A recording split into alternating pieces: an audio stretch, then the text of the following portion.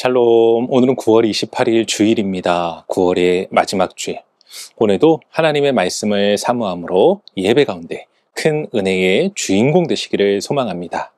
오늘 우리가 통독할 말씀은 누가복음 19장에서 20장까지입니다. 오늘 말씀은 예수님께서 예루살렘에 들어가시며 참된 왕과 심판자로 나타나시는 장면입니다. 먼저 예수님은 삭개오의 집에 들어가 구원을 선포하시며 자신은 잃은 자를 찾아 구원하러 오신 분임을 밝히십니다.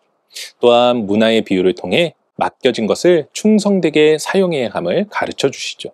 그리고 예루살렘에 입성하실 때 우리들은 호산나로 환영했으나 예수님은 성을 보시며 눈물을 흘리시고 성전에서 매매하는 자들을 내쫓으시며 하나님의 집을 회복하십니다. 이어 종교 지도자들이 예수님의 권위를 시험하지만 예수님은 포도원 농부의 비유로 하나님의 아들을 거절하는 그들의 죄를 드러내십니다. 또한 세금 문제, 부활 논쟁, 가장 큰 계명에 대한 질문에도 지혜와 권세로 대답하시며 하나님의 참된 뜻을 선포하시죠.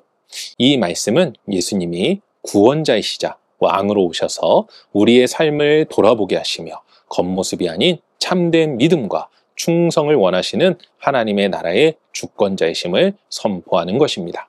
오늘은 이러한 말씀 가운데 누가복음 19장 10절 말씀을 묵상해 보도록 하겠습니다. 누가복음 19장 10절 함께 읽겠습니다. 인자가 온 것은 잃어버린 자를 찾아 구원하려 함이니라. 아멘.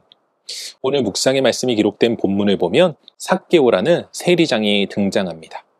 이 사람은 당시 유대인들에게 미움을 받던 자로서 하나님의 구원과는 전혀 상관없는 사람으로 여겨졌습니다. 그런데 예수님께서는 직접 그의 이름을 부르시고 그의 집에 유하시며 그와 함께 먹고 말씀을 나누십니다. 그리고 선포하시죠. 오늘 구원이 이 집에 이르렀다. 이 사람도 아브라함의 자손이다. 참으로 놀라운 선포입니다. 그런데 우리는 이 말씀 가운데 오해하지 말아야 할 부분이 있습니다. 그것은 바로 삭개오의 구원이 마치 그의 변화, 곧 자신의 소유를 나누어주고 꼭 빼앗은 것은 내갑절이나 갖겠다는 모습 때문이라 생각하는 것입니다. 물론 이러한 행위가 잘못된 것이나 의미 없다는 것이 아닙니다. 단 이 행위가 삭개오로 하여금 구원을 받도록 하게 한 핵심이 아니라는 것입니다. 그렇다면 삭개오의 구원은 어떻게 이루어진 것입니까?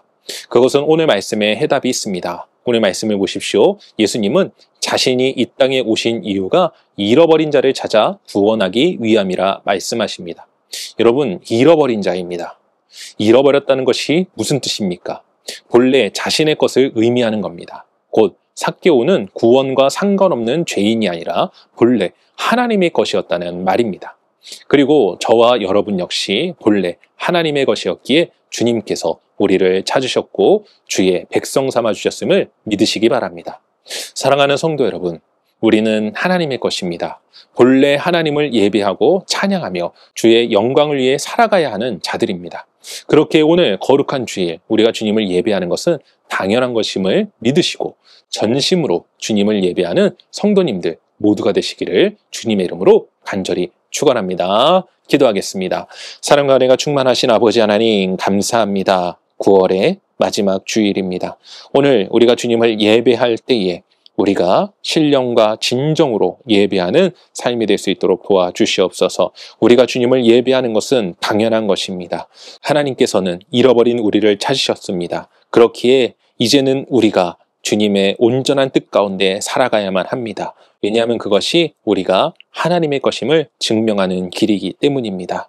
아버지 하나님, 오늘 예배하는 시간 주님을 온전하게 예배하게 하시고 주님의 뜻 가운데 나아가게 하시며 주님의 마음에 합한 삶을 살아갈 수 있도록 오늘도 우리 가운데 역사하여 주시옵소서. 주님의 것으로 우리를 찾으시고 오늘도 역사하여 주시고 인도하시는 하나님을 찬양하오며 이 모든 말씀 우리 주 예수 그리스도의 이름으로 기도합니다. 아멘.